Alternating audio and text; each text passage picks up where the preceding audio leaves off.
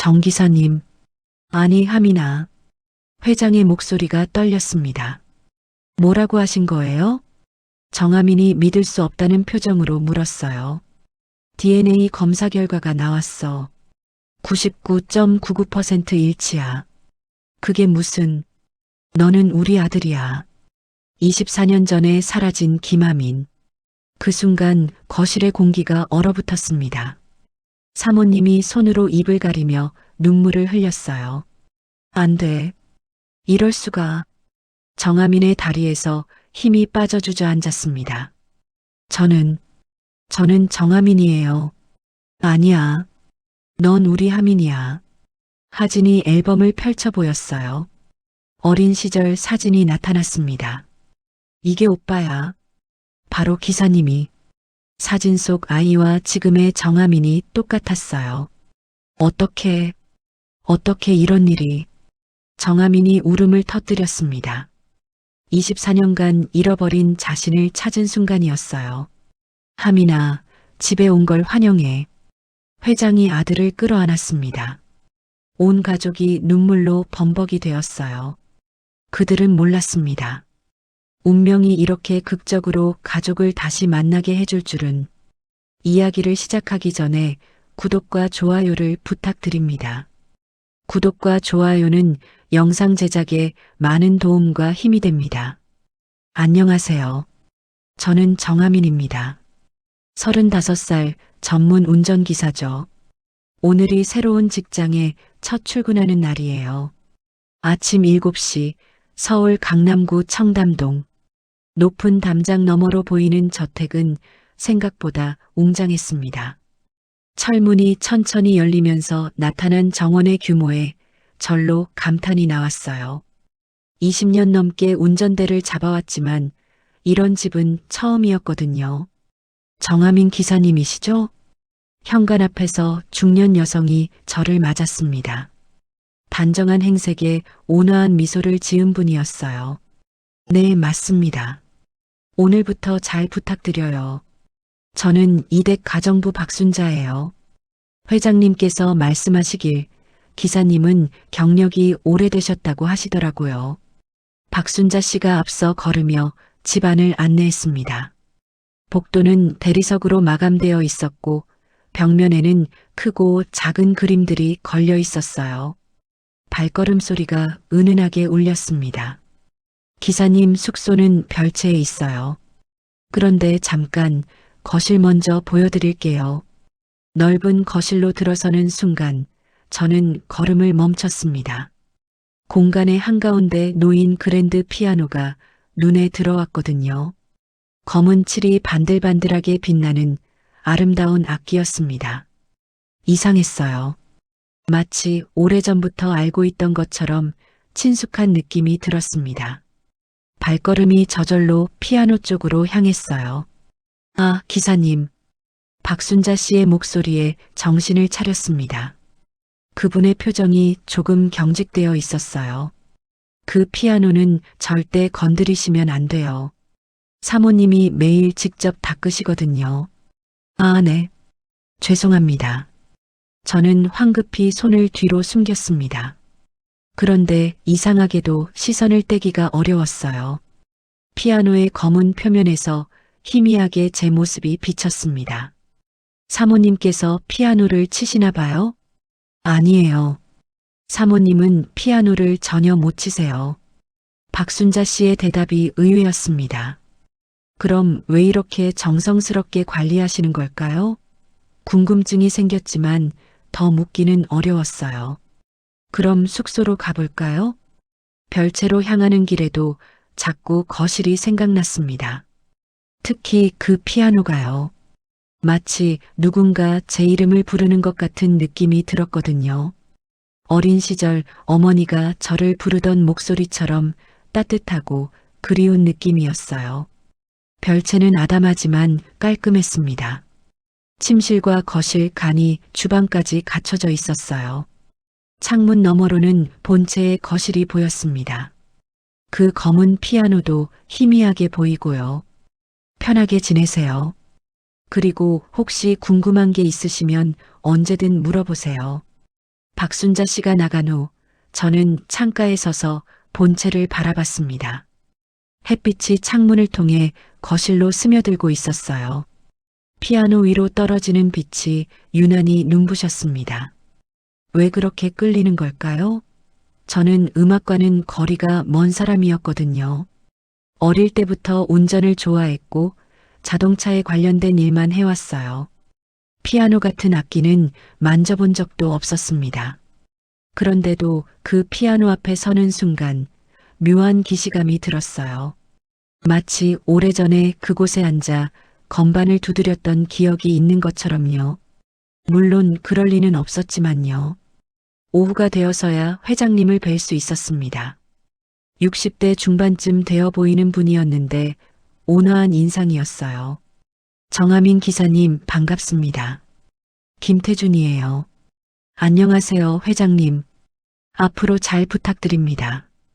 회장님은 저의 경력을 칭찬하시며 당분간은 출퇴근용 운전만 부탁한다고 하셨어요. 특별히 까다로운 요구사항은 없었습니다. 다만 한 가지 사모님에 대한 당부가 있었어요. 사모님이 조금 예민하신 편이에요. 특히 거실의 피아노는 절대 건드리지 마세요. 사모님께 매우 중요한 물건이거든요. 또 피아노 이야기였습니다. 도대체 그 악기에 어떤 사연이 있는 걸까요? 궁금증이 더욱 커졌어요. 첫날 업무를 마치고 별채로 돌아왔을 때는 이미 해가 지고 있었습니다. 본체의 불빛이 하나둘 켜지기 시작했어요. 거실의 피아노도 조명을 받아 더욱 선명하게 보였습니다. 저녁을 간단히 해결하고 나서 저는 다시 창가에 섰습니다. 본체에서는 사모님으로 보이는 분이 거실로 들어오는 모습이 보였어요. 중년 여성이었는데 손에 뭔가를 들고 계셨습니다. 그분이 피아노 앞으로 다가가더니 정성스럽게 닦기 시작했어요. 아주 조심스럽고 세심하게 마치 살아있는 것을 어루만지듯이요. 그 모습을 보니 왠지 가슴이 먹먹해졌습니다. 분명 그 피아노에는 특별한 의미가 있을 거예요. 사연이 있을 거고요. 그런데 왜 저까지 이렇게 신경이 쓰이는 걸까요? 밤이 깊어갈수록 그 궁금증은 더 커졌습니다. 잠자리에 누워서도 자꾸 그 검은 피아노가 떠올랐어요. 오늘 처음 본 악기인데 마치 평생을 함께한 것처럼 익숙했거든요. 꿈속에서도 피아노가 나왔습니다. 어린아이의 손이 건반 위를 누르고 있었어요. 아름다운 선율이 흘러나왔죠. 그런데 그 손이 제 손 같기도 하고 아닌 것 같기도 했습니다. 새벽에 잠깐 깨어났을 때 저는 창밖을 내다봤어요. 본체의 거실에는 아직도 희미한 불빛이 켜져 있었습니다. 그리고 그 빛 속에서 피아노가 조용히 숨을 쉬고 있는 것 같았어요. 내일부터는 본격적인 업무가 시작될 거예요. 회장님을 모시고 이곳저곳을 다니게 되겠죠. 하지만 그보다 더 신경 쓰이는 건 그 피아노였습니다. 왜 그렇게 끌리는지, 왜 그렇게 친숙한지 알 수가 없었거든요. 아마 시간이 지나면서 그 이유를 알게 될 거예요. 지금은 단순한 호기심일 수도 있고요. 하지만 가슴 한편에서는 뭔가 중요한 일이 기다리고 있다는 예감이 들었습니다. 마치 오래전부터 정해져 있던 만남처럼요. 사흘째 되던 날 저는 처음으로 혼자 남게 되었습니다. 회장님은 부산 출장을 가셨고 사모님은 친정에 다녀오신다고 하셨거든요. 박순자 씨마저 조카 결혼식 참석차 하루 휴가를 냈어요.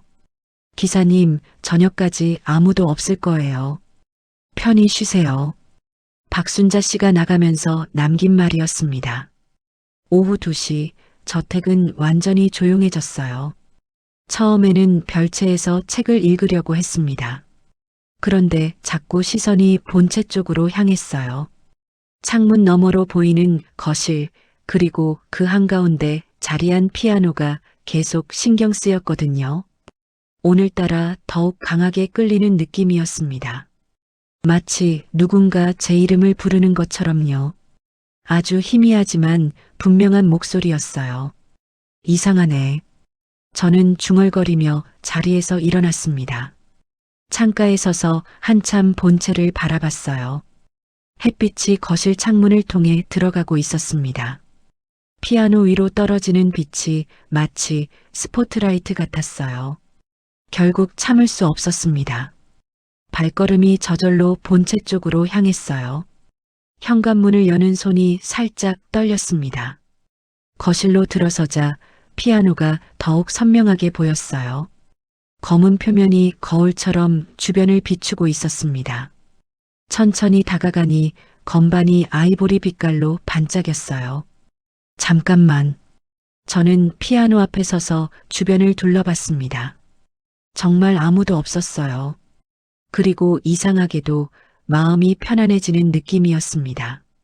마치 집에 온 것처럼요. 벤치에 조심스럽게 앉았습니다. 높이가 딱 맞았어요. 등받이 없는 의자였는데도 자세가 자연스럽게 잡혔습니다. 손을 건반 위에 올려놓는 순간 전율이 온몸을 흘렀어요. 차가운 건반의 감촉이 무척 친숙했습니다. 분명 처음 만지는 건데 말이에요. 이상해. 왜 이렇게 익숙하지? 오른손부터 천천히 움직여 봤습니다. 검지로 돌을 눌렀어요. 또렷하고 깨끗한 소리가 거실에 울렸습니다. 그 소리를 들으니 온몸에 소름이 돋았어요. 다음에는 레, 미, 파 하나씩 눌러봤습니다. 각 음이 마치 오래된 친구의 목소리처럼 들렸어요. 왼손도 자연스럽게 건반 위로 올라갔습니다. 그때였습니다. 갑자기 손가락이 스스로 움직이기 시작했어요. 의식하지 않았는데도 저절로 멜로디가 흘러나왔습니다. 첫 소절부터 놀라웠어요. 쇼팽의 녹턴이었거든요. 정확히는 녹턴 20번 시단조. 제가 알 리 없는 곡인데도 손가락이 정확한 위치를 찾아갔어요.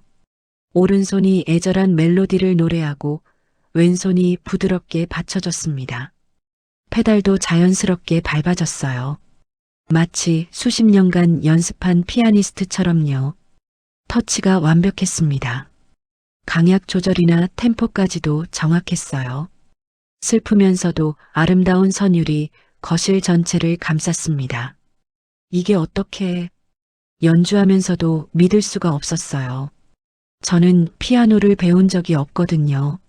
악보도 못 읽고 음악 이론도 전혀 몰라요. 그런데 어떻게 이런 곡을 칠 수 있는 거죠? 손가락이 건반 위를 춤추듯 움직였습니다. 복잡한 아르페지오 부분도 막힘없이 흘러나왔어요. 감정까지 담겨 있었습니다. 마치 누군가의 마음을 대신 표현하는 것처럼요. 중간 부분에서 템포가 살짝 빨라졌습니다. 격정적인 감정이 폭발하는 대목이었어요. 제 가슴도 따라서 뛰었습니다. 왜 이렇게 슬픈 걸까요? 왜 이렇게 그리운 걸까요? 클라이맥스 부분이 지나고 다시 조용해졌습니다. 마지막 선율이 천천히 사라져갔어요. 여운이 길게 남았습니다. 연주가 끝나자 거실은 다시 정적에 휩싸였습니다. 저는 건반 위에 올린 손을 그대로 두고 멍하니 앉아 있었어요. 도대체 뭐가? 바로 그때였습니다. 딸깍. 현관문이 열리는 소리가 들렸어요. 제 심장이 쿵 떨어졌습니다. 여보, 일찍 왔네요. 사모님의 목소리였습니다. 응, 친정에서 일찍 보내드리더라고. 남자 목소리도 들렸어요. 회장님이셨나 봐요. 부산 출장에서 예정보다 빨리 돌아오신 거였습니다. 발소리가 점점 가까워졌어요. 저는 황급히 일어나려고 했는데 다리에 힘이 들어가지 않았습니다. 너무 당황해서 그랬나 봐요. 아, 그런데 누가 피아노를 쳤나? 사모님의 목소리에 놀라움이 섞여 있었어요. 응? 피아노 소리가 났어? 방금 전까지 들렸는데 녹턴이었어요. 두 분이 거실로 들어오는 발소리가 들렸습니다. 저는 벤치에서 일어나려고 다시 시도했지만 실패했어요. 온몸에 힘이 빠져 있었거든요. 그리고 마침내 거실 입구에 두 분이 나타났습니다. 회장님과 사모님이 저를 발견하는 순간 시간이 멈춘 것 같았어요. 세 사람 모두 말을 잃었습니다. 사모님의 얼굴이 창백해졌어요. 손으로 입을 가리며 뒤로 물러났습니다. 당신이 쳤어요? 떨리는 목소리였습니다. 회장님도 믿을 수 없다는 표정이었어요. 저를 번갈아 바라보시더니 피아노를 쳐다봤습니다. 정 기사님, 설마. 저는 간신히 일어났습니다. 다리가 후들거렸어요. 죄송합니다. 정말 죄송해요. 그것밖에 할 말이 없었습니다. 어떻게 설명해야 할지 모르겠더라고요. 저도 이해할 수 없는 일이었거든요. 사모님이 한 걸음 더 뒤로 물러났어요. 눈물이 맺혀 있었습니다. 어떻게 그 곡을? 여보, 진정해요. 회장님이 사모님의 어깨에 손을 올렸습니다. 그리고 저를 향해 차분한 목소리로 말씀하셨어요. 정 기사님, 피아노를 배우신 적이 있나요? 아니요. 전혀 없습니다. 제 대답에 두 분 모두 더욱 놀라는 표정이었어요. 그럼 어떻게? 저도 모르겠어요. 그냥 손가락이 저절로 움직였어요. 말하면서도 황당했습니다. 누가 들어도 말이 안 되는 소리였거든요. 사모님이 갑자기 피아노 쪽으로 다가왔어요. 벤치에 앉았던 자리를 자세히 살펴보셨습니다. 이 높이, 이 자세, 중얼거리시는 소리가 들렸어요. 여보, 우리 나가서 얘기해요. 회장님이 사모님의 팔을 잡으며 말씀하셨습니다. 사모님은 한참 저를 바라보시더니 고개를 끄덕이셨어요. 정 기사님도 잠시 나와서 설명 좀 해주세요. 두 분을 따라 거실을 나오면서 뒤돌아봤습니다. 피아노가 여전히 그 자리에 서 있었어요. 아까까지 제가 연주했던 게 꿈만 같았습니다. 복도에서 잠시 침묵이 흘렀어요. 세 사람 모두 어떻게 시작해야 할지 모르는 분위기였습니다. 결국 회장님이 먼저 입을 열었어요. 정 기사님, 정말 한 번도 피아노를 배운 적이 없다고 하셨죠? 네, 맹세코 없습니다. 그럼 쇼팽 녹턴은 어떻게 아시는 거예요? 그것도 모르겠어요. 제 목소리가 점점 작아졌습니다. 상황이 너무 이상했거든요. 사모님이 갑자기 물어보셨어요. 혹시 기사님, 태어난 연도가 언제인가요? 1989년입니다. 그 순간 사모님의 얼굴이 더욱 창백해졌어요. 뭔가 충격을 받은 것 같았습니다. 여보, 회장님이 걱정스럽게 사모님을 부르셨어요. 저는 뭔가 중요한 단서를 놓치고 있다는 생각이 들었습니다. 이 상황이 단순한 우연이 아니라는 걸 직감했어요. 그리고 두 분의 표정에서 읽을 수 있었습니다. 이것은 그냥 신기한 일이 아니었어요. 뭔가 깊은 사연이 숨어 있었습니다. 제 가슴이 불안하게 뛰기 시작했어요. 복도의 침묵이 길어졌습니다. 사모님은 벽에 기대어 서 계셨고 회장님은 주먹을 꽉 쥔 채 바닥을 내려다보고 계셨어요. 저는 어떻게 해야 할지 몰라서 그저 서 있을 뿐이었습니다. 김 회장님, 정말 죄송합니다. 제가 함부로. 아니에요. 회장님이 제 말을 끊으셨어요. 목소리가 이상하게 떨렸습니다. 정 기사님 잘못이 아니에요. 다만, 회장님이 고개를 들어 저를 바라봤어요. 눈빛이 복잡했습니다. 분노도 있었고, 충격도 있었고, 뭔가 깊은 슬픔도 담겨 있었어요. 다만 이런 일이 일어날 줄은 몰랐네요. 바로 그때 현관문이 다시 열렸습니다. 젊은 남자가 들어오는 소리가 들렸어요. 엄마, 아빠 왔어요. 사모님이 급히 눈물을 닦으셨습니다. 하진아. 복도로 나타난 사람은 30살 정도로 보이는 남성이었습니다. 키가 크고 단정한 모습이었어요. 양복 차림으로 보아 회사원인 것 같았습니다. 하진이라는 그 남자는 저를 보더니 의아한 표정을 지었어요. 새로 오신 기사님이시군요. 네, 안녕하세요. 정하민입니다. 인사를 나누려던 찰나 하진의 표정이 갑자기 굳어졌습니다.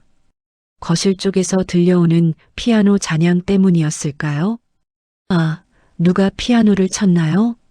하진이 부모님을 번갈아 바라봤습니다. 하진아, 그게 사모님이 말을 시작하려다가 멈추셨어요. 정 기사님이 쳤어. 회장님이 짧게 말씀하셨습니다. 하진의 눈빛이 순식간에 차가워졌어요. 저를 보는 시선이 달라졌습니다. 기사님이요? 네. 무슨 곡이었나요?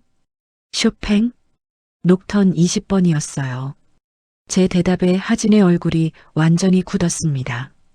주먹을 꽉 쥐더니 한 걸음 뒤로 물러났어요. 그 곡을, 왜 그 곡을? 목소리가 떨렸습니다. 분노가 담겨 있었어요. 사모님이 하진의 팔을 잡으셨습니다. 하진아, 진정해. 진정하라고요? 지금 하진이 사모님의 손을 뿌리쳤습니다. 그리고 저를 똑바로 바라봤어요. 기사님, 그 곡이 뭔지 아세요? 죄송하지만 잘 모르겠어요. 정말 몰랐습니다. 그냥 손가락이 저절로 움직였을 뿐이었거든요. 하진이 비웃듯 웃었습니다. 모르신다고요? 그럼 왜 쳤어요? 왜 하필 그 곡을? 저도 이유를 모르겠어요. 이유를 모른다? 하진의 목소리가 높아졌어요. 24년 전에 죽은 형이 매일 치던 곡이에요. 매일이요. 그 순간 저는 온몸에 소름이 돋았습니다. 24년 전. 그럼 제가 태어난 해였잖아요. 사모님이 눈물을 흘리기 시작하셨어요. 하진아, 그만해. 왜 그만해요? 왜 또 우리가 참아야 해요? 하진이 저를 향해 한 걸음 다가왔습니다. 형은 7살이었어요. 7살에 그 곡을 완벽하게 쳤어요. 매일 저녁마다 엄마 아빠를 위해서요. 회장님이 하진을 제지하려고 했지만 하진은 계속했어요. 그런데 어느 날 갑자기 사라졌어요. 흔적도 없이요. 그 후로 24년 동안 이 집에는 그 곡이 울린 적이 없었어요. 저는 말할 수가 없었습니다. 상황이 너무 충격적이었거든요. 24년 만에 처음 들어요. 똑같은 터치로, 똑같은 템포로요. 하진의 눈에서도 눈물이 흘렀습니다. 기사님, 정말 모르시겠어요? 정말로요? 저는 정말 하진, 그만해. 회장님이 큰 소리로 하진을 말렸습니다. 이건 정 기사님 잘못이 아니야. 그럼 누구 잘못이에요?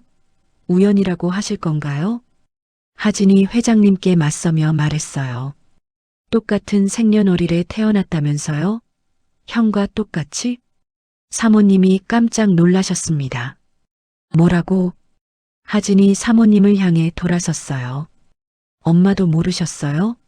정 기사님이 1989년생이라는 걸요? 사모님의 얼굴이 더욱 창백해졌습니다. 그럼 혹시 네, 형과 똑같은 해에 태어나셨어요. 하진의 목소리에 냉소가 섞였어요.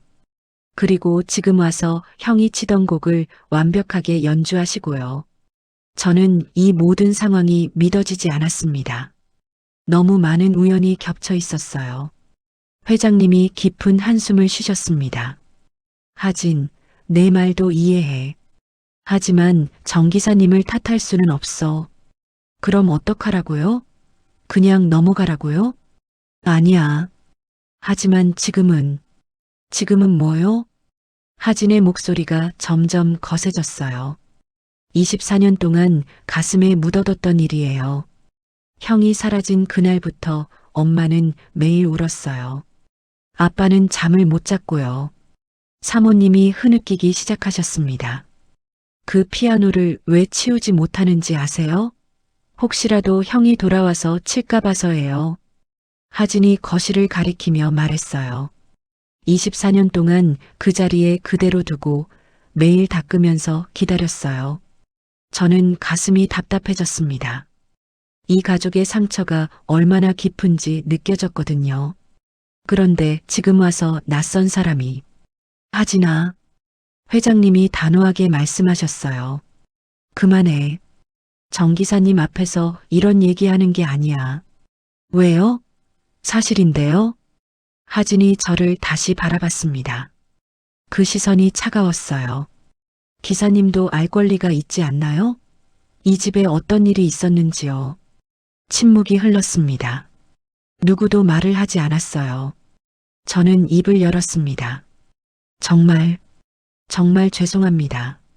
제가 알았다면 어쩌실 건데요? 안 치셨을 건가요? 하진의 질문에 저는 대답할 수 없었습니다. 정말 모르겠더라고요. 아니면 일부러 치신 건가요? 우리 집 사정을 알고서? 그런 게 아니에요. 저도 모르게 목소리가 높아졌습니다. 저는 정말 몰랐어요. 손가락이 저절로요? 하진이 비웃었어요. 그런 말이 되나요? 회장님이 두 손을 들어 올리셨습니다. 됐어, 모두들. 오늘은 여기서 그만하자. 그리고 저를 향해 말씀하셨어요. 정 기사님, 오늘 일은 잊어주세요. 네. 그리고 앞으로는 피아노에 가까이 가지 마세요. 회장님의 목소리에 간청이 담겨 있었어요. 네, 알겠습니다. 사모님이 여전히 흐느끼고 계셨습니다. 하진은 말없이 저를 바라보고 있었어요. 그 시선에서 원망과 슬픔과 분노가 모두 느껴졌습니다. 그럼 저는 별채로 가겠습니다.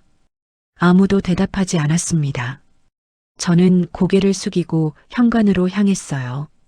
뒤에서 하진의 목소리가 들렸습니다. 형 이름이 하민이었어요. 저는 걸음을 멈췄습니다. 김하민. 그게 우리 형 이름이었어요. 하민. 제 이름과 비슷했습니다. 정하민, 김하민. 현관문을 나서면서 뒤돌아봤습니다. 세 사람이 여전히 복도에 서 있었어요. 각자의 아픔을 안고서요. 별채로 돌아가는 길에 저는 많은 생각을 했습니다. 이 모든 우연이 정말 우연일까요? 아니면 뭔가 다른 이유가 있는 걸까요? 별채에 도착해서 창문 너머를 바라봤습니다. 본체의 불빛이 하나둘 꺼져갔어요. 각자 방으로 돌아가신 것 같았습니다. 거실의 피아노만 혼자 어둠 속에 서 있었어요.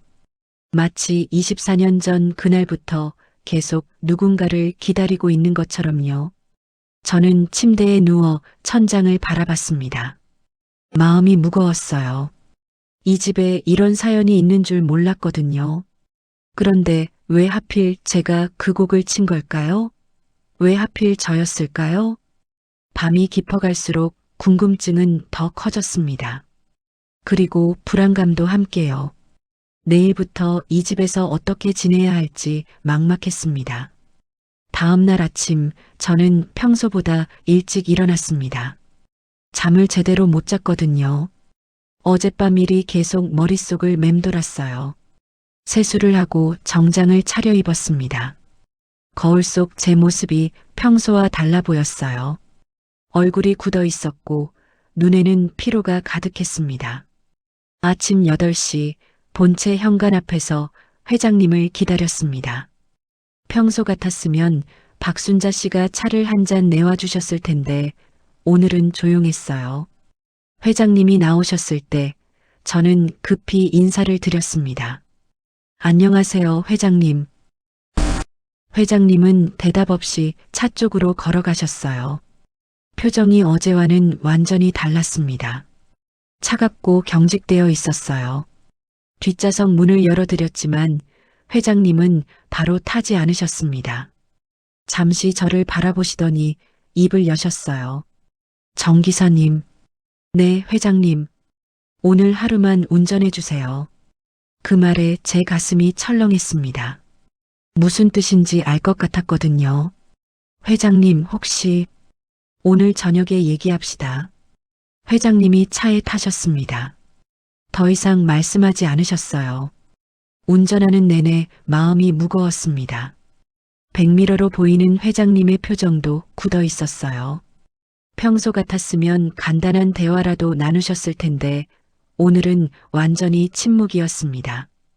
회사에 도착해서도 마찬가지였어요. 회장님은 인사도 없이 그냥 내리셨습니다. 몇 시에 모시러 올까요? 오후 6시예요. 짧은 대답이었습니다. 그리고는 돌아보지도 않고 회사 건물 안으로 들어가셨어요.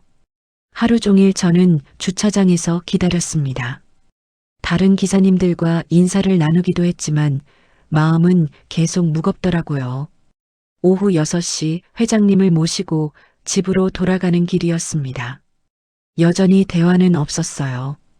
다만 집에 가까워질수록 분위기가 더욱 무거워졌습니다.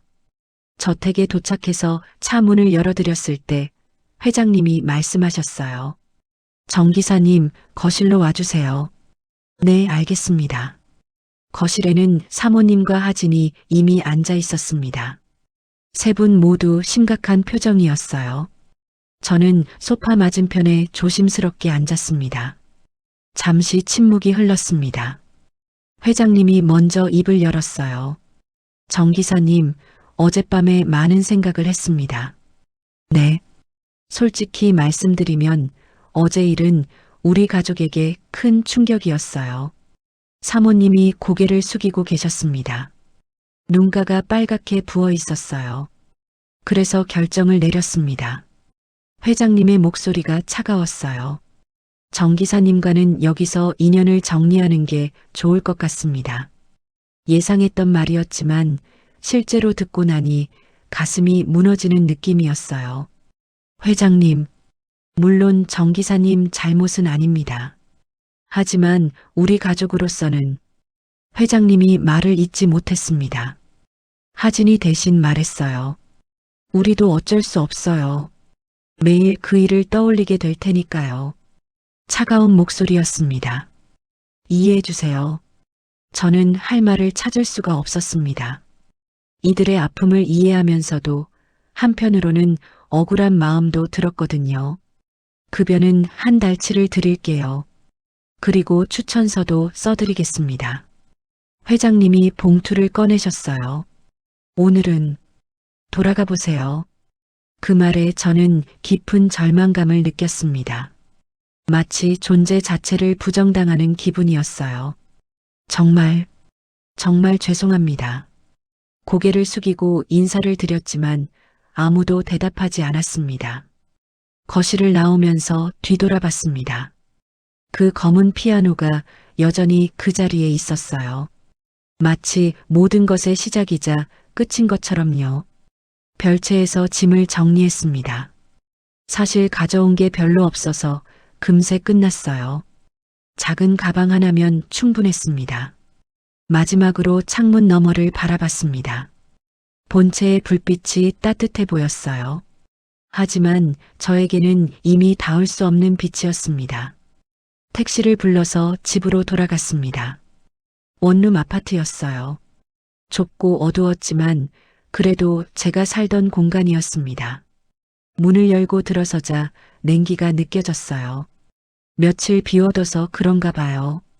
전기를 켜니 초라한 방 안이 드러났습니다. 침대에 털썩 앉았습니다. 갑자기 모든 것이 무너지는 느낌이었어요.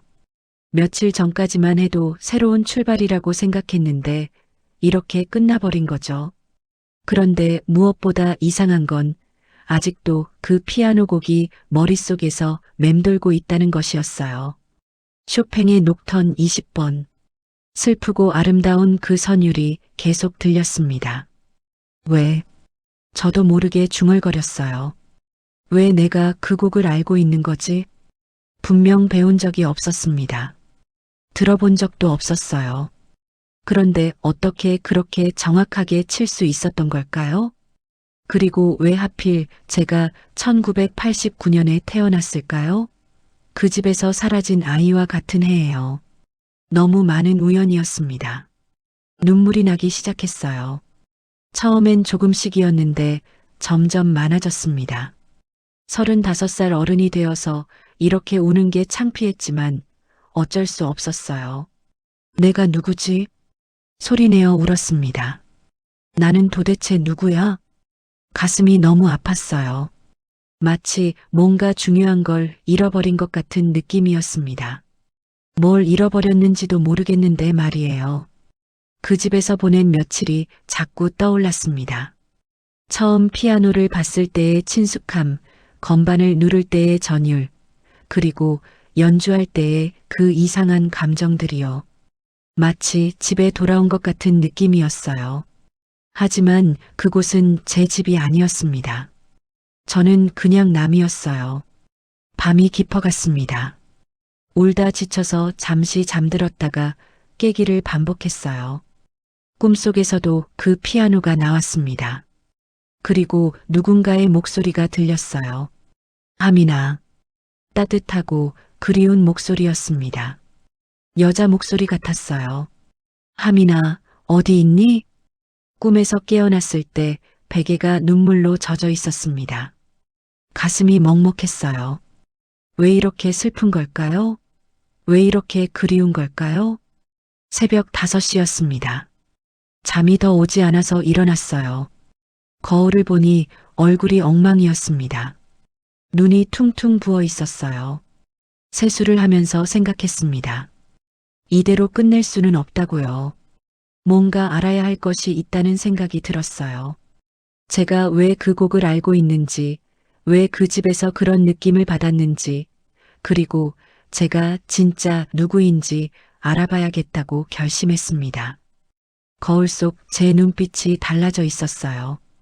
어제까지의 절망과 혼란 대신 확고한 의지가 보였습니다. 무엇이든 찾아보겠어요. 진실이 무엇인지, 제가 누구인지 반드시 알아내겠다고 마음먹었습니다. 창밖으로 해가 떠오르고 있었어요. 새로운 하루가 시작되는 거죠. 그리고 저도 새롭게 시작할 준비가 되어 있었습니다. 그날 밤 하진은 자신의 방에서 잠들지 못하고 있었습니다. 침대에 누워 천장을 바라보며 어제 일을 되짚어 봤어요. 정하민이라는 기사가 형의 곡을 치던 그 순간이 계속 떠올랐습니다. 일어나서 책상 서랍을 열었어요. 깊숙이 넣어둔 낡은 앨범을 꺼냈습니다. 24년 동안 한 번도 꺼내본 적이 없었거든요. 첫 페이지를 넘기자 어린 시절 사진들이 나왔습니다. 돌잔치 사진부터 시작해서 유치원 입학 사진까지요. 하지만 하진이 찾는 건 따로 있었어요. 세 번째 페이지에서 손이 멈췄습니다. 1995년에 찍은 가족 사진이었어요. 아버지와 어머니, 그리고 2명의 아이가 나란히 서 있었습니다. 6살 생일 사진이었어요. 하진과 하민 형이 함께 찍은 마지막 사진이었습니다. 사진 속 두 아이는 정말 닮아 있었어요. 쌍둥이처럼 보일 정도였습니다. 하민이 형이었지만 키 차이는 별로 나지 않았어요. 하진이 사진을 자세히 들여다봤습니다. 형의 미소, 눈빛, 심지어 서 있는 자세까지도 기억이 생생했어요. 형? 작은 목소리로 중얼거렸습니다. 사진 뒷면에는 어머니의 정성스러운 글씨가 적혀 있었어요.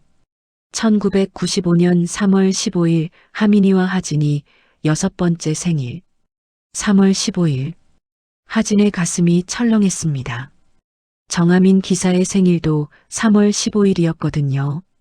어제 신상 정보를 확인할 때 본 기억이 났어요. 다른 사진들을 넘겨봤습니다. 형이 피아노 앞에 앉은 사진도 있었어요. 작은 손으로 건반을 누르고 있는 모습이었습니다. 바로 그 피아노였어요. 지금도 거실에 있는 그 검은 그랜드 피아노였습니다. 하진은 앨범을 덮고 침대에 앉았어요. 머리가 복잡했습니다. 우연의 일치치고는 너무 많은 것들이 겹쳐 있었거든요. 생년월일, 생김새, 그리고 피아노 실력까지. 설마. 하진은 고개를 저었습니다. 말이 안 되는 생각이었어요. 하지만 마음 한편에서는 이상한 기대감이 솟아오르고 있었습니다. 바로 그때 복도에서 발소리가 들렸어요. 부모님이 움직이는 소리였습니다. 하진은 문을 살짝 열고 밖을 내다봤어요. 아버지와 어머니가 계단을 올라가고 있었습니다. 2층으로 향하고 있었어요. 2층에는 아무도 쓰지 않는 방이 하나 있었습니다. 24년 전부터 문을 닫아둔 방이었어요. 형의 방이었거든요. 하진도 조용히 따라 올라갔습니다. 복도 끝에서 부모님의 모습이 보였어요. 아버지가 열쇠로 문을 열고 있었습니다. 방 안에 불이 켜졌습니다. 24년 만에 처음이었어요. 하진은 숨을 죽이고 지켜봤습니다. 어머니가 방 안으로 들어가는 모습이 보였어요. 아버지도 뒤따라 들어갔습니다. 잠시 후 어머니의 흐느끼는 소리가 들렸어요. 하진도 방 앞으로 다가갔습니다. 문틈으로 안을 들여다봤어요. 방은 그대로였습니다. 24년 전 그대로. 작은 침대, 책상, 장난감들이 그 자리에 있었어요. 벽에는 어린 하민이 그린 그림들이 붙어 있었습니다. 어머니가 침대에 앉아 있었어요. 하민의 옷을 꺼내서 가슴에 안고 계셨습니다. 여보, 아버지가 어머니의 어깨에 손을 올렸어요. 정말 우연일까요? 어머니의 목소리가 떨렸습니다. 그 기사님이 혹시 아니야. 말이 안 돼. 아버지가 고개를 저었지만 목소리에는 확신이 없었어요. 하지만 생년월일도 같고 피아노도 우연이야. 그냥 신기한 우연이고. 하진은 가슴이 뛰는 걸 느꼈습니다. 부모님도 같은 생각을 하고 계신 거였어요. 어머니가 책상으로 다가갔어요. 서랍을 열더니 뭔가를 꺼냈습니다. 작은 상자였어요. 이것도 그대로 있네요. 상자 안에는 하민의 작은 물건들이 들어 있었습니다. 첫 이빨, 머리카락, 그리고 작은 반지 하나. 하민이가 태어날 때 했던 반지예요. 어머니가 반지를 들어 올렸어요. 작은 금반지였습니다. H, M이라고 새겨져 있던. 하진은 그 반지를 기억했어요. 형이 항상 끼고 있던 반지였거든요. 사라지던 그날까지도. 아버지가 창문 쪽으로 갔습니다. 커튼을 젖히니 달빛이 방 안을 비췄어요. 24년이 지났구나. 너무 오래됐어요. 어머니가 눈물을 닦으셨어요. 그런데 왜 지금? 모르겠어. 하지만 뭔가 의미가 있을 거야. 하진은 더 이상 지켜볼 수가 없었어요. 조용히 자신의 방으로 돌아갔습니다. 침대에 앉아서 다시 앨범을 펼쳤어요. 형의 사진을 오래 바라봤습니다. 정하민 기사의 얼굴이 떠올랐어요. 어제 봤던 그 사람의 모습과 사진 속 형의 모습이 겹쳐 보였습니다. 24년이라는 시간이 흘렀지만 뭔가 닮아 있다는 생각이 들었어요. 하진은 앨범을 덮고 창밖을 바라봤습니다. 별채가 보였어요. 이미 불이 꺼져 있었습니다. 정하민 기사는 떠났으니까요. 형일 리가 없어. 스스로에게 말했지만 마음 한편에서는 이상한 희망이 자라고 있었어요. 만약에, 정말 만약에 그 사람이 형이라면? 24년 만에 돌아온 거라면? 하진은 고개를 저었습니다. 말도 안 되는 생각이었거든요. 하지만 그 가능성을 완전히 지울 수는 없었습니다. 일주일이 지난 후 김태준 회장은 혼자 병원에 있었습니다. 서울대병원 유전자 검사센터였어요. 손에는 봉투 하나를 들고 있었습니다. 회장님, 결과가 나왔습니다. 담당 의사가 신중한 표정으로 말했어요. 회장은 지난 며칠간 정하민의 머리카락을 몰래 수집해 왔습니다. 별채에서 나온 쓰레기 봉투에서 빗에 걸린 머리카락을 조심스럽게 채취했거든요. 말씀해 주세요. DNA 일치율이 99.99%입니다. 의사의 말에 회장의 손이 떨렸어요. 확실한 겁니까? 네, 부자관계가 명확합니다. 의심할 여지가 없어요. 회장은 한참 동안 말을 잇지 못했습니다. 마음 한편으로는 예상했던 결과였지만 실제로 확인하고 나니 충격이 컸어요. 혹시 실수는 3번 검사했습니다. 모두 같은 결과예요. 의사가 확신에 찬 목소리로 말했어요. 회장은 결과지를 받아들었습니다. 손이 심하게 떨렸어요. 24년 만에 아들을 찾았다는 기쁨과 동시에 그동안 모르고 지냈다는 죄책감이 밀려왔거든요. 집으로 돌아가는 차 안에서 회장은 많은 생각을 했습니다. 어떻게 말해야 할까요? 부인과 하진에게 어떻게 설명해야 할까요? 그리고 무엇보다 하민에게는 어떻게 말해야 할까요? 저택에 도착했을 때는 이미 저녁 시간이었습니다. 거실에는 부인과 하진이 앉아 있었어요. 두 사람 모두 불안한 표정이었습니다. 여보, 어디 갔다 오세요? 연락도 없이. 앉아봐요. 중요한 얘기가 있어요. 회장이 소파에 앉으며 말했어요. 손에 든 봉투를 테이블 위에 놓았습니다. 뭐예요, 그게? 부인이 봉투를 가리키며 물었어요. DNA 검사 결과예요. DNA 검사? 하진이 놀란 표정으로 아버지를 바라봤어요. 누구 거요? 정하민 기사. 아니, 하민이 거예요. 그 순간 거실은 완전히 조용해졌습니다. 시계 소리만 들렸어요. 부인이 떨리는 목소리로 물었어요. 설마. 맞아요. 99.99% 일치해요. 회장이 결과지를 꺼내서 보여줬습니다. 우리 아들이 맞아요. 하민이가 맞다고요. 부인이 손으로 입을 가렸어요. 눈에서 눈물이 쏟아졌습니다. 하진은 멍한 표정으로 결과지를 바라봤어요. 어떻게 이런 일이. 저도 믿을 수가 없어요. 하지만 확실해요. 회장의 목소리도 떨렸어요. 24년 만에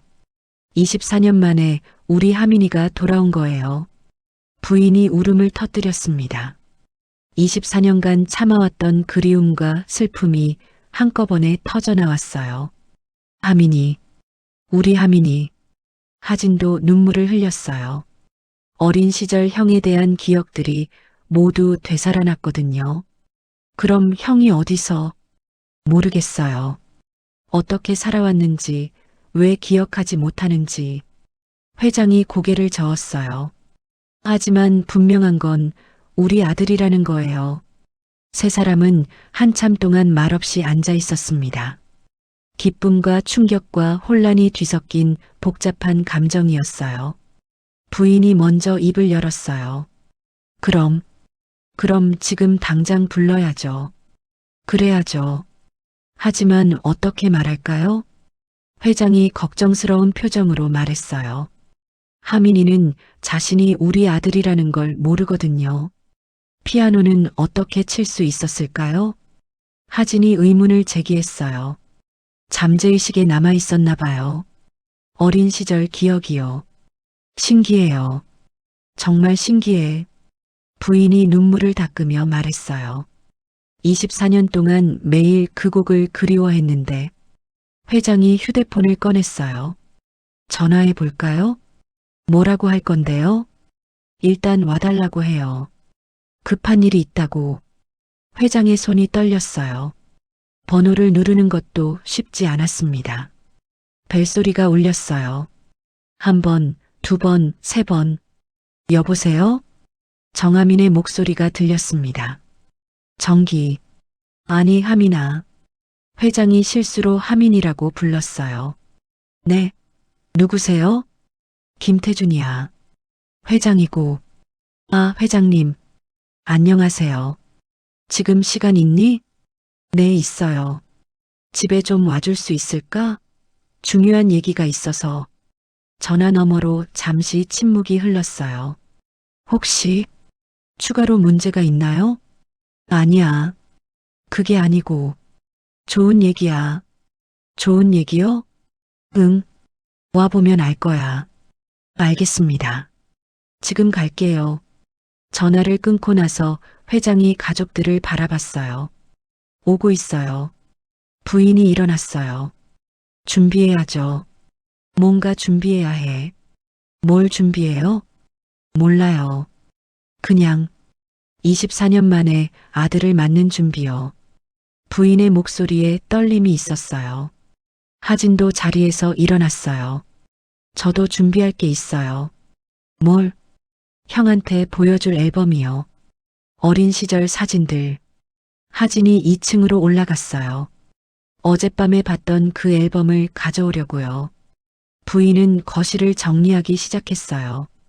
피아노 주변을 특히 깨끗하게 닦았습니다. 회장은 창밖을 바라봤어요. 곧 택시가 도착할 거였어요. 24년 만에 만나는 아들을 태운 택시가요. 여보, 부인이 회장을 불렀어요. 혹시 하민이가 우리를 기억 못하면 어떡하죠? 천천히 설명해 줘야죠. 차근차근 받아들일 수 있을까요?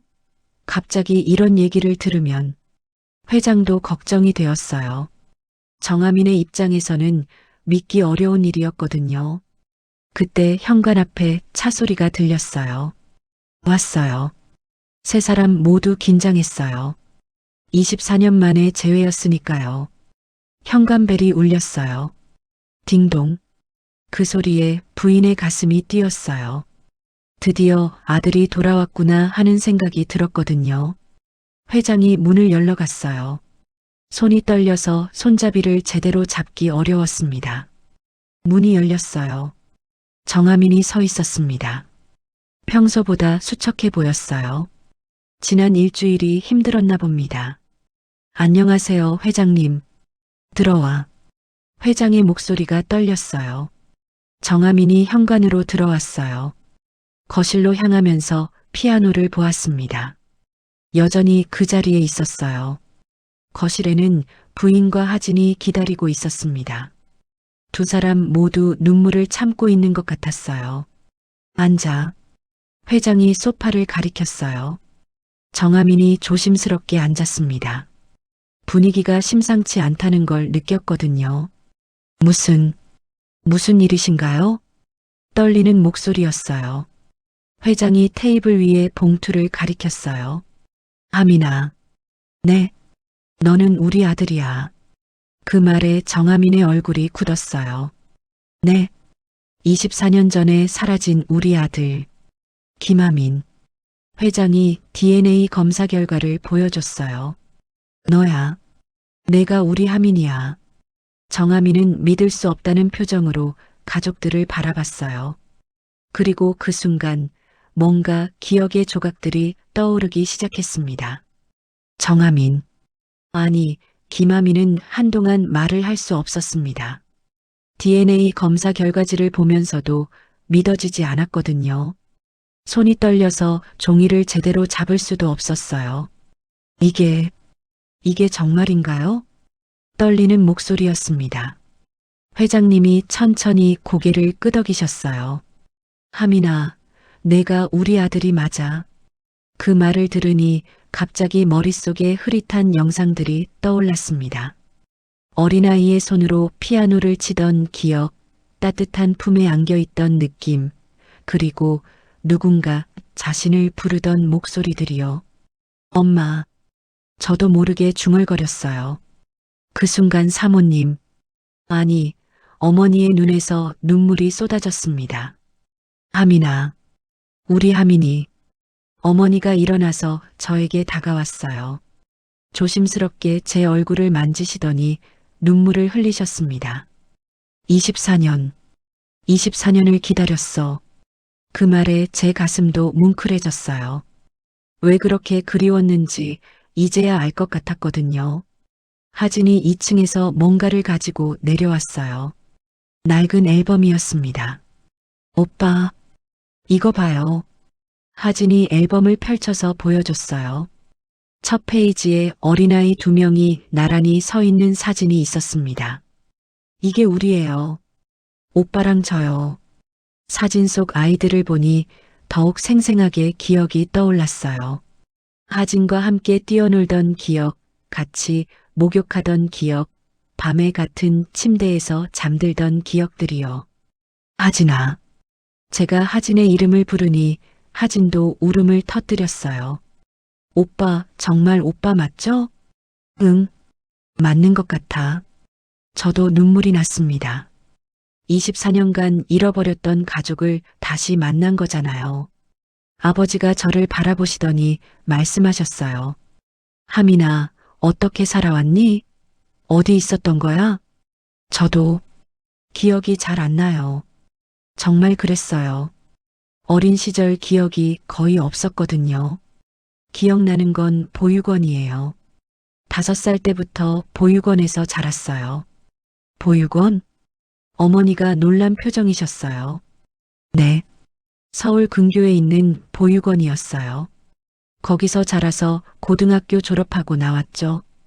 그럼 이름은 정하민이라고 했어요. 보육원에서 지어준 이름이었거든요. 아버지의 표정이 복잡해졌어요. 어떻게 그곳에 갔는지는 모르니? 아니요. 기억이 전혀 없어요. 실제로 그랬습니다. 보육원에 오기 전 기억은 완전히 사라져 있었어요. 어머니가 제 손을 잡으셨어요. 많이 힘들었을 텐데. 괜찮았어요. 원장님도 좋으셨고 친구들도 있었고요. 하지만 실제로는 외로웠어요. 가족이 그리웠거든요. 왜 그런지도 모르면서요. 하진이 앨범의 다른 페이지를 넘겼어요. 오빠, 이것도 기억나요? 피아노 앞에 앉은 아이의 사진이었어요. 바로 저였습니다. 어머, 진짜 똑같네. 사진 속 제 모습과 지금의 모습을 비교해 보니 확실히 같은 사람이었어요. 그때 매일 쳤어요. 저녁마다 하진이 피아노를 가리키며 말했어요. 바로 저 피아노로요. 저는 피아노를 바라봤습니다. 왜 그렇게 끌렸는지 이제 알 수 있을 것 같았어요. 일어나서 가볼까? 아버지가 말씀하셨어요.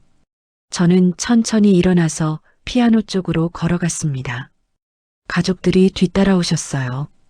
벤치에 앉으니 높이가 딱 맞았어요. 마치 제 자리인 것처럼요. 쳐볼래? 어머니가 조심스럽게 물으셨어요. 저는 고개를 끄덕이고 손을 건반 위에 올렸습니다. 이번에는 더욱 자연스럽게 손가락이 움직였어요. 쇼팽 녹턴 20번이 다시 울려 퍼졌습니다. 하지만 이번에는 달랐어요. 더 따뜻하고 더 깊은 감정이 담겨 있었거든요. 연주하면서 더 많은 기억들이 떠올랐어요. 어머니가 제 옆에 앉아서 들어주시던 기억, 아버지가 박수를 쳐주시던 기억, 하진이 신기하다며 바라보던 기억들이요. 곡이 끝나자 거실은 조용해졌어요. 모두 감동받은 표정이었습니다. 똑같아. 어머니가 중얼거리셨어요. 24년 전과 똑같아. 저는 벤치에서 일어나 가족들을 바라봤어요.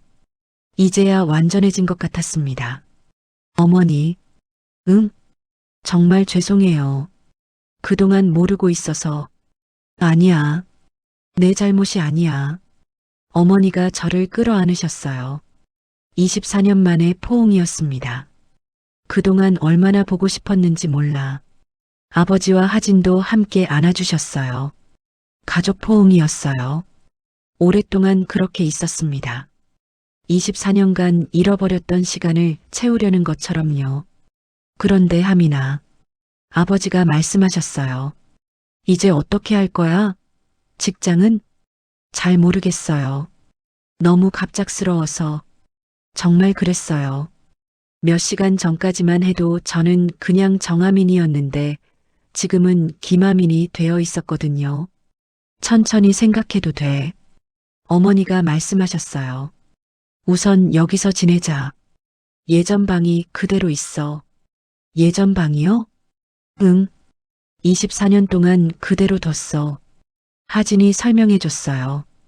2층에 있어요. 오빠 방이. 그날 밤 저는 24년 만에 제 방으로 돌아갔습니다. 정말 그대로였어요. 침대, 책상, 장난감들까지 모든 게 그 자리에 있었습니다. 침대에 누우니 더 많은 기억들이 떠올랐어요. 밤에 무서워서 부모님 방으로 가던 기억, 하진과 함께 놀던 기억, 창문 너머 별을 보던 기억들이요. 24년간 잃어버렸던 제 자신을 되찾은 기분이었어요. 다음 날 아침, 어머니가 아침을 차려주셨어요. 제가 어릴 때 좋아하던 음식들이었습니다. 기억나니? 네. 조금씩, 정말 조금씩 기억이 돌아오고 있었어요. 아버지가 말씀하셨어요. 하민아, 앞으로 어떻게 살고 싶어? 잘 모르겠어요. 하지만 잠시 생각해보고 말했어요. 가족과 함께 있고 싶어요. 그 말에 모두 웃으셨어요. 당연하지. 우리도 그래. 하진이 말했어요. 이제 진짜 가족이 됐으니까요. 그날부터 저는 김하민으로 새로운 삶을 시작했습니다. 24년간 잃어버렸던 시간을 되찾을 수는 없었지만 앞으로 남은 시간을 가족과 함께 보낼 수 있게 되었거든요.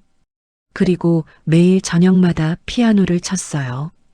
가족들을 위해서요. 24년 전처럼요.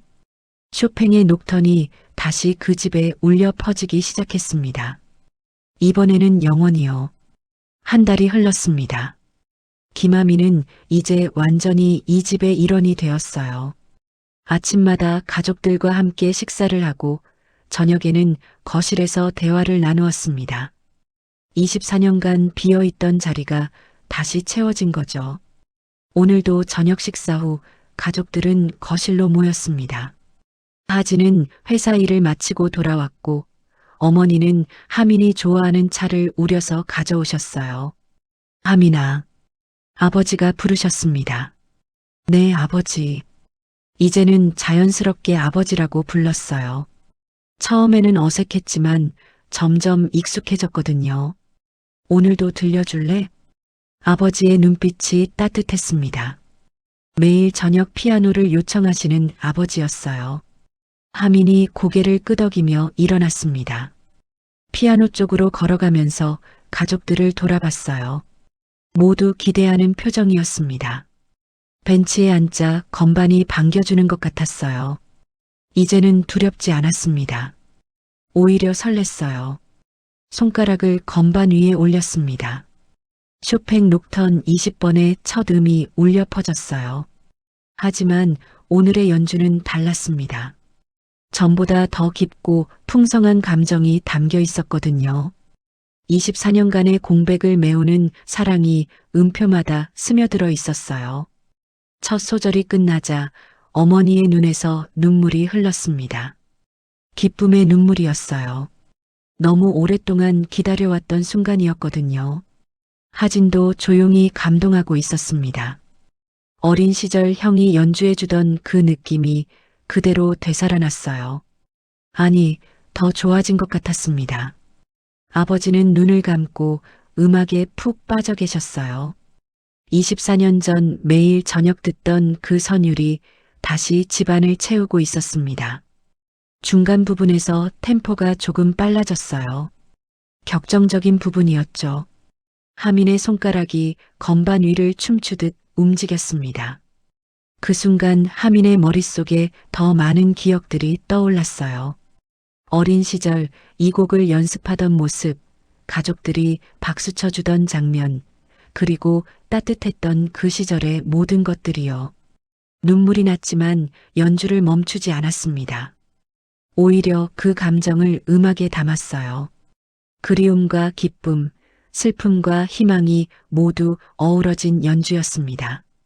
클라이맥스 부분이 지나고 다시 조용해졌습니다. 마지막 선율이 천천히 사라져갔어요. 여운이 길게 남았습니다. 연주가 끝나자 거실은 완전한 정적에 휩싸였어요. 모두 감동의 여운에 빠져 있었습니다. 하민이 벤치에서 일어나 가족들을 바라봤어요. 세 사람 모두 눈물을 흘리고 계셨습니다. 고마워. 아버지가 먼저 말씀하셨어요. 24년 만에 다시 들을 수 있어서 어머니도 고개를 끄덕이셨어요. 정말 꿈만 같아. 우리 하민이가 돌아와서 다시 들려주다니. 하진이 형에게 다가왔어요. 오빠, 더 좋아진 것 같아요. 그래. 네. 전보다 훨씬 깊어졌어요. 하민이 미소를 지었습니다. 많은 걸 겪어서 그런가 봐. 정말 그랬어요. 24년간의 삶이 음악에 녹아들었거든요. 어머니가 하민의 손을 잡으셨어요. 이제 매일 들을 수 있겠네. 네, 매일 쳐드릴게요. 고맙다. 아버지가 일어나서 창문 쪽으로 가셨어요. 밖으로는 봄이 오고 있었습니다. 정원의 나무들이 새싹을 틔우고 있었어요. 봄이 왔네. 네, 정말 왔네요. 하민도 창밖을 바라봤습니다. 계절의 변화가 느껴졌어요. 우리 집에도 봄이 왔어. 어머니가 말씀하셨어요. 오랫동안 겨울이었는데 드디어 봄이 왔어. 그 말에 모두 고개를 끄덕였어요. 정말 긴 겨울이 끝나고 따뜻한 봄이 찾아온 것 같았거든요. 하민은 다시 피아노를 바라봤습니다. 이제는 무겁고 슬픈 악기가 아니었어요. 가족을 이어주는 다리 역할을 하는 따뜻한 친구가 되었습니다. 내일도 쳐줄 거지? 하진이 물어봤어요. 당연하지. 매일 쳐줄 거야. 약속? 약속? 네 사람이 함께 웃었습니다. 오랜만에 들어보는 진짜 웃음소리였어요. 그날 밤 하민은 자신의 방에서 창밖을 바라봤습니다. 별이 반짝이고 있었어요. 어린 시절 이 창문으로 보던 그 별들이었습니다. 24년이라는 긴 시간이 흘렀지만 중요한 것은 변하지 않았어요. 가족의 사랑, 따뜻한 집, 그리고 아름다운 음악이 있는 삶 말이에요. 내일 아침에도 가족들과 함께 아침 식사를 할 거예요. 그리고 저녁에는 다시 피아노를 칠 거고요. 잃어버렸던 시간은 돌아오지 않지만 앞으로의 시간을 더 소중히 보낼 수 있게 되었어요. 하민은 미소를 지으며 잠자리에 들었습니다. 거실에서는 그 검은 피아노가 달빛을 받으며 조용히 서 있었어요. 내일 또 다른 아름다운 선율을 들려줄 준비를 하면서요. 집안에 평화가 가득했습니다. 24년 만에 되찾은 완전한 평화였어요. 그리고 쇼팽의 녹터는 이제 영원히 이 집에서 울려 퍼질 거예요. 가족과 함께, 사랑과 함께, 희망과 함께요. 그럼 오늘 이야기는 여기까지입니다. 영상을 시청해주신 모든 분들 고맙습니다. 저는 AI 나레이션 사연 읽는 펭귄이었습니다. 구독과 좋아요 부탁드립니다. 감사합니다.